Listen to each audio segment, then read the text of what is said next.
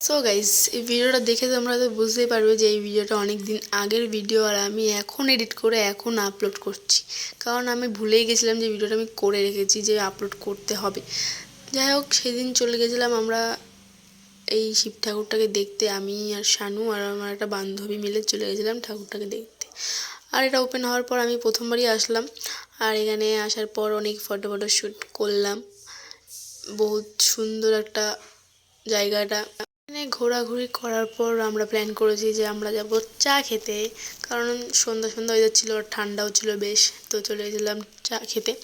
এখানে আমরা 30 টাকা দামের গ্লাসের চা নিয়েছি, বাট আমরা খেতেও পারিনি এত বড় বড় গ্লাসের চা, আর অনেক চা ছিল।